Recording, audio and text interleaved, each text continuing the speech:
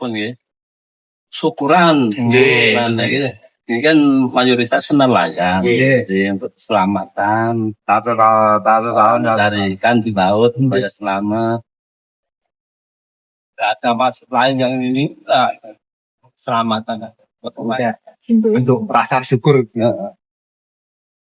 Laut bertahun-tahun lamanya menjadi saksi bagaimana manusia memberi dan menerima, melarung sesaji bukan untuk menyembah, melainkan untuk menghormati, karena mereka percaya laut pun punya jiwa, punya kehidupan yang perlu dijaga.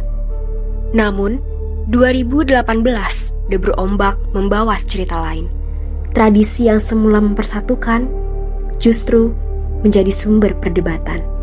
Sebagian warga berpegang pada warisan leluhur, bahwa sedekah laut adalah wujud syukur yang tak ternilai.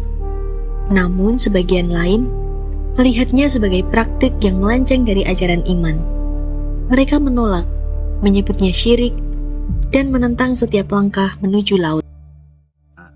Kenapa kita mau mengadakan ritual ya istilahnya sedekah laut sih, cuman dari ormas yang keras itu tadi dilarang secara sebelah itu baru dibangun itu calon kampung nelayan merah.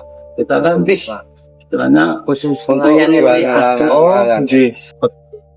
Macam-macam orang, jadi ini nganutnya ini nganutnya ini kan beda-beda nanti beda pemahaman.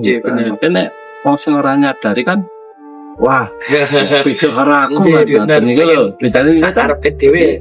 Masalah ini kan ampun langsung kudu hati-hati lah. Nyangkut pemahaman perlu dipahami benar-benar lah. Pemahamannya tuh beda-beda. Jadi ada yang gini, tapi kita kan maksudnya kan enggak kan. Jadi kita itu mencari keselamatan aja. Konflik pun tak terhindarkan. Doa yang mestinya lirih dan damai tercampur dengan suara keras penuh keyakinan.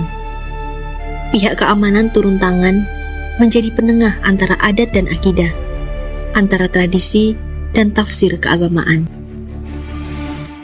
Itu sesuatu tindakan yang salah, yang merujuk pada tindakan negatif. Tapi di satu sisi juga dalam benak kecil saya masih ada porsi kecil, saya mewajarkan itu. Kenapa? Alasannya gampang. Setiap orang itu tumbuh di latar belakangnya masing-masing. Orang itu akan tumbuh dengan referensinya masing-masing. Dan kadang orang itu tidak bisa mengkoreksi dirinya, tidak bisa menganalisis permasalahan dirinya, tidak bisa menganalisis kekurangannya, sehingga apa yang terjadi itu menyempitkan sudut pandang mereka, menyempitkan pemikiran mereka, menyempitkan paradigma mereka. Sehingga ketika dia mempelajari sesuatu pasti nggak akan tuntas, pasti nanti ujungnya ya juga normatif atau sempit atau kurang saja. Sehingga ketika terjadi seperti itu ya sudah akan timbul tindakan aksi, yaitu tadi pembubaran tadi. Alasannya adalah ketidakmampuan mereka menganalisis dirinya, sehingga itu dia punya mindset yang sempit, paradigma yang rapuh dan seterusnya gitu.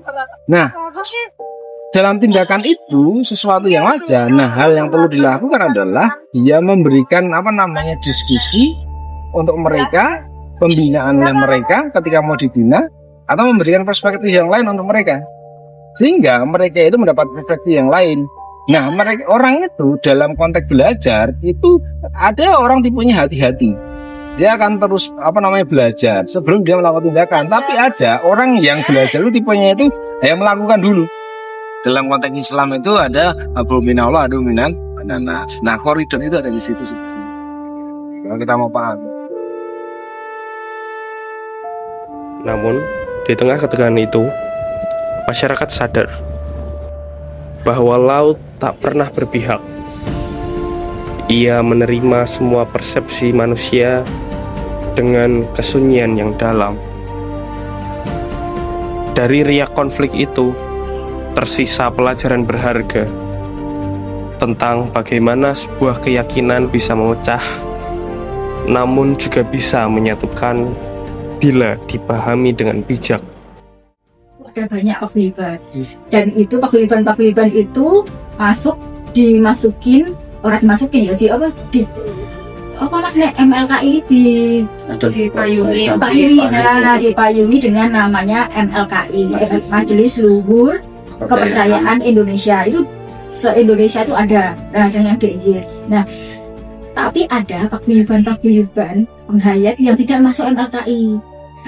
Paham ya? Dan kalau yang masuk MLKI itu berarti diakui juga di kementerian. Kan ada kementerian Dirjen Penghayat itu ada gitu. KMA. Nah, kadang tuh ada yang enggak. Nah, sepertinya yang kasus yang kemarin yang 2018 itu ternyata dia belum termasuk di MLKI. Jadinya nggak ada payung hukumnya, belum ada payungnya yang. Jadi saat dia kena konflik itu kayaknya juga sempat telepon kayaknya sama disebut mungkin ya, atau mungkin ya. Tapi kita langsung pastikan konfirmasi juga sama ketuanya MLKI seperti apa ini kayak gitu. Ternyata dia termasuk yang belum masuk MLKI gitu. Itu sebenarnya ada beberapa campuran. Jadi dari agama itu rasa Buddha, terus Islam itu dari sana kan sudah ada tim pakar-pakarnya, mungkin adalah DIY atau Bantul yang turun dan sudah diselesaikan dengan baik-baiknya gitu. Jadi supaya ke depan itu jangan ada mencampurkan beberapa agama jadi satu. Contohnya saya kalau di Jakarta ada Ali Eden juga kan, ada juga di sana itu beberapa di Singapura juga sih. Makanya tim pakar-pakar dari Kejaksaan pasti tuku tentang untuk mengisi masalah tersebut. Cuma kalau ada masalah itu biasanya tim pakar-pakar itu langsung bicara sama kelompok tersebut. Mungkin ada masalah atau apa sesuai peranannya dan fungsinya dia gitu mas. Ini Pantai Baru kembali tenang. Anak-anak bermain di pasir. Nelayan kembali menebar jaring. Dan masyarakat perlahan menata kembali harmoni yang sempat retak. Sedekah laut bukan hanya tentang sesaji dan doa, tetapi tentang identitas, tentang cara memaknai hidup. Laut Selatan mengajarkan bahwa menghormati perbedaan adalah bentuk sedekah yang paling tulus dari hati manusia. Indonesia merupakan negara multikultural di mana terdiri atas berbagai macam suku, bangsa, ras, dan agama. Hal ini sesuai dengan semboyan Bhinneka Tunggal Ika, yakni Unity in Diversity.